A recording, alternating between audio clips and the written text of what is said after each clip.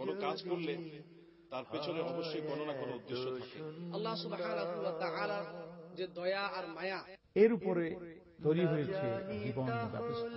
আল্লাহর সন্তুষ্টি কিভাবে অর্জন করব, কিভাবে দুনিয়াতে বসবাস করব, যে আমাদের দিনের মধ্যে আনন্দ এবং বিনোদনের সুযোগ রয়ে গেছে, যেটা হবে নির্মল। এই আনন্দ তাদেরকে প্রদান করেছেন যারা একটি মাস সিয়াম সাধনা পালন করেছে। পুনরুত্থান না হলে যে মানুষের জীবনের কোনো মূল্য নেই।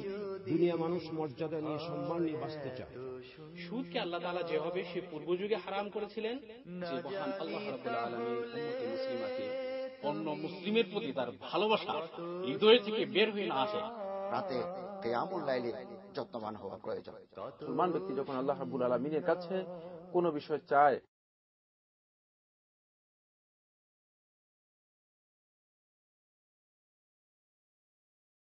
মহান আল্লাহ দরবারে তব আমারে মোনাজাত,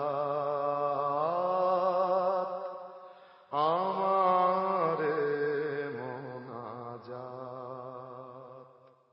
আসসালামু আলাইকুম ওয়া রাহমাতুল্লাহি ওয়া বারাকাতুহু।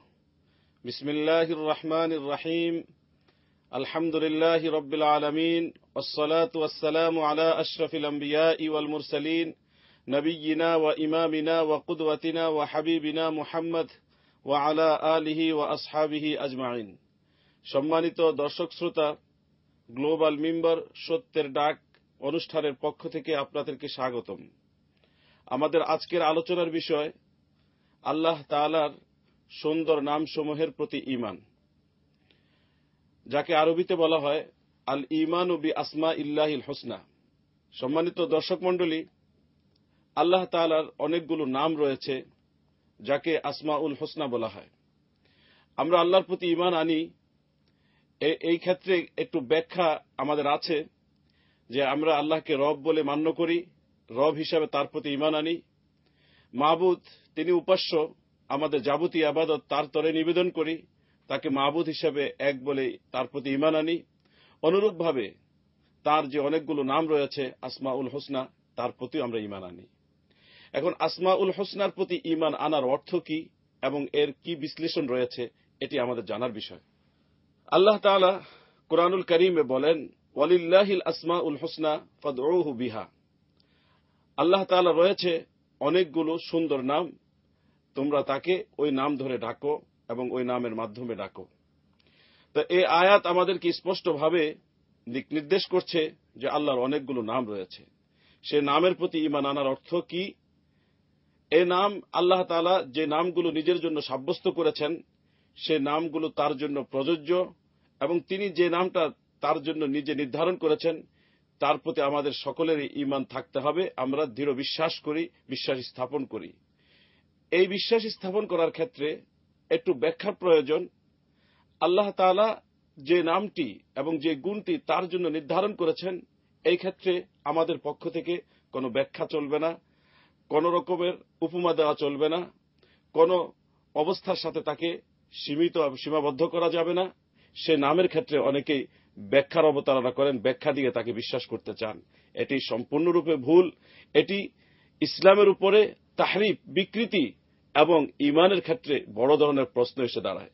ফলে আমরা আল্লাহ যেভাবে তার জন্য যে নামটি সাব্যস্ত করেছেন সেটিকে সেইভাবে বিশ্বাস করব এবং সেটি তার জন্য পরিপূর্ণরূপে প্রযোজ্য, এই ব্যাপারে আমাদের কোনো সন্দেহ থাকবে না। আল্লাহর নামসমূহের প্রতি ঈমানের কয়েকটি বিষয় আছে।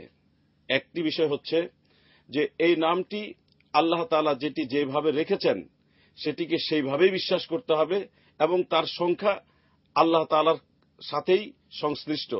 আমাদের নিজের পক্ষ থেকে আল্লাহর কোন নামকরণ করা যাবে না এবং কোন বিশেষত্বে তাকে বিশেষায়িত করা যাবে না। আল্লাহ সুবহানাহু ওয়া তাআলা ইরশাদ করেন, ওয়ালা তাকফু মা লাইসা লাকা বিহি ইলম ইন্নাস সামআ ওয়াল বাসারা ওয়াল ফুআদা কুল্লু উলাইকা কানা আনহু মাসউলা। তোমার যে বিষয়ে জ্ঞান নেই, যে বিষয়ে ধারণা নেই, সেই বিষয়ে তুমি কিছু বলতে যেও না। তোমার কান, তোমার চক্ষু এবং তোমার অন্তর, এই সব বিষয়ে তোমাকে জিজ্ঞেস করা হবে।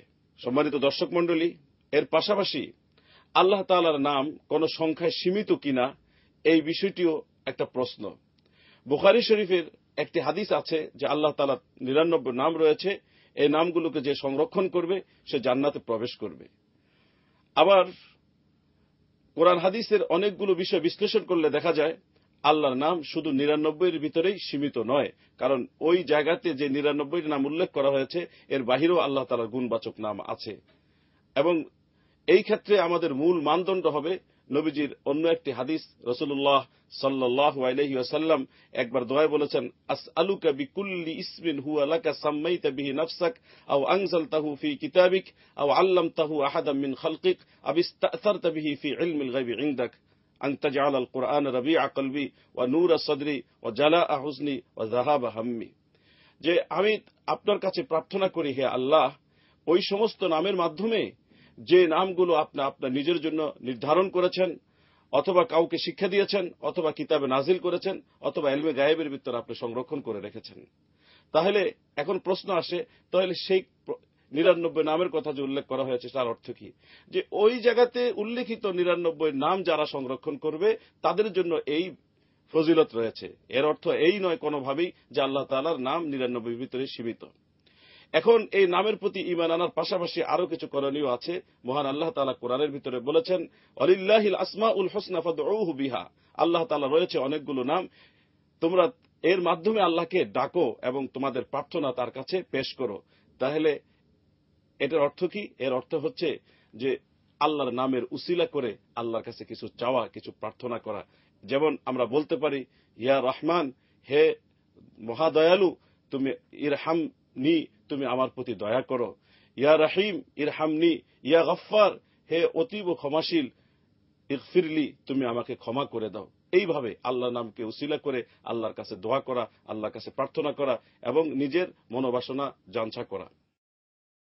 এই ক্ষেত্রে আরেকটি বিষয় আমরা রাসূল আকরাম সাল্লাল্লাহু আলাইহি সাল্লাম থেকে দেখতে পাই, নবীজি আকরাম সাল্লাল্লাহু আলাইহি সাল্লামও এইভাবে আল্লাহর কাছে দোয়া করেছেন। তাহাজ্জুদে নবীজি অনেক দীর্ঘ লম্বা দোয়া করতেন। সেই দোয়া তো আমরা দেখতে পেয়েছি যে মহানবী সাল্লাল্লাহু আলাইহি সাল্লাম আল্লাহ তাআলার নামের উসিলা করে তাকে ডেকেছেন। আবার অন্য জায়গাতেও স্বাভাবিক দোয়া তো আমরা দেখেছি, আল্লাহুম্মা ইন্নী আসআলুকা বিআন্নাকা আনতাল্লাহ লা ইলাহা ইল্লা আনতাল আহাদুস সামাদুল্লাযী লাম ইয়ালিদ ওয়া লাম ইউলাদ ওয়া লাম ইয়াকুল লাহু কুফুয়ান আহাদ। হে আল্লাহ, আমরা আপনার কাছে প্রার্থনা করছি যেহেতু আপনি আল্লাহ, এবং এইভাবে আল্লাহ রাসূল তার নাম উল্লেখ করে করে দোয়া করেছেন। ফলে আমাদের সকলকে এই বিষয়গুলো মনে রাখা প্রয়োজন এবং এই বিষয়গুলোর ঈমানের যে অর্থ সে তাৎপর্য বুঝে সেইভাবে ঈমান আনা প্রয়োজন। কোন রকমের কোন ব্যাখ্যা আমাদের পক্ষ থেকে দেওয়া চলবে না। আল্লাহ তাআলার সাথে যা প্রযোজ্য এটা একমাত্র তিনিই জানেন, এটা তো আমাদের কারো জানার বিষয় নয়। এবং আল্লাহ তাআলার বিশালতা সম্বন্ধে বিশালতার কোন সীমা পরিসীমা নাই। তিনি অসীম, তিনি সকলের ঊর্ধ্বে, তার আদি অন্ত বলতে কিছু নেই, তিনি কাদিম। ফলে আল্লাহ সুবহানাহু ওয়া তাআলার কি সিফাত, কি গুণাবলী তার ক্ষেত্রে প্রযোজ্য, তার সাথে প্রযোজ্য, এটি একমাত্র অসীম জ্ঞানের অধিকারী আল্লাহ তিনিই জানবেন। আমরা যারা সীমিত জ্ঞানের অধিকারী তারা কোনোভাবে জানা সম্ভব নয়। ফলে আল্লাহ তাআলার কোন নাম যেভাবে আমরা দিতে পারি না, অনুরূপভাবে তার কোন নামের বিকৃতিও করার অধিকার আমাদের নেই। বরং আল্লাহর নামের কোন ব্যাখ্যা যদি আমরা দিতে যাই, যেটা যেভাবে তিনি তার ক্ষেত্রে প্রয়োগ করেছেন সেটাকে সেইভাবে বিশ্বাস করতে হবে। যদি নামের অর্থ থেকে ঘুরিয়ে এনে অন্য কোন ব্যাখ্যা দিয়ে সেটাকে আমরা বুঝতে চেষ্টা করি, তখন সেটা হবে আমাদের নিজের পক্ষ থেকে ব্যাখ্যা। যেমন কোরআনের কোন এক জায়গাতে এসেছে, ইয়াদুল্লাহি ফাওকা আইদিহিম, আল্লাহর হাত রয়েছে তাদের উপরে। এটি আল্লাহর হাত রয়েছে, তার হাত আছে এটা আমাকে প্রমাণ করতে হবে। যেটা যেইভাবে তার হাত তার সাথে প্রযোজ্য, ঠিক সেটা সেইভাবে তার ক্ষেত্রে আছে, এই বিশ্বাসটা আমাকে করতে হবে। অনুরূপভাবে আল্লাহ তাআলা শেষ রাতে আরশ আজিম থেকে আকাশের দুনিয়াতে নেমে আসেন, এই ব্যাপারে যে তিনি বলেছেন আল্লাহ রাসূল তার প্রসঙ্গে, সেটিও আমরা বিশ্বাস করি। তার নুজুল, তার নেমে আসা, তার অবতরণ করা, এটি তার ক্ষেত্রে প্রযোজ্য, এটি তার ক্ষেত্রে প্রযোজ্য দেখেই নবীজি বলেছেন। এই ক্ষেত্রে আমাদের কোন রকমের ব্যাখ্যা দিয়ে যে তার রহমত নেমে আসে বা এই আসে সে আসে, এই ব্যাখ্যা দেওয়ার অর্থ হল তাহরিফ, এটা বিকৃতি করা। ফলে আল্লাহর নামের প্রতি আমাদের যেমন ঈমান থাকতে হবে এবং এই ক্ষেত্রে আল্লাহ তাআলা যে আমাদেরকে বলেছেন তার নামে ডাকতে, এই সুবিধাটি আমরা গ্রহণ করতে পারি এবং এই উসিলা দিয়ে আমরা আল্লাহর কাছে প্রার্থনা করতে পারি। তাই আসুন যে আসমাউল হোসনা ব্যাপারে বিজ্ঞ আলেম যে ব্যাখ্যা দিয়েছেন সেই ব্যাখ্যাটাই আমরা গ্রহণ করব এবং সেইভাবেই আল্লাহ তাআলার প্রতি ঈমান আনব। আল্লাহ তাআলাকে মাবুদ বলে মানা যেরকম ঈমানের অংশ, অনুরূপভাবে আল্লাহ তাআলার আসমা ও সিফাতের প্রতি ঈমান আনাও ঠিক ঈমানেরই অংশ এবং বিশ্বাস করা ঈমানেরই অংশ।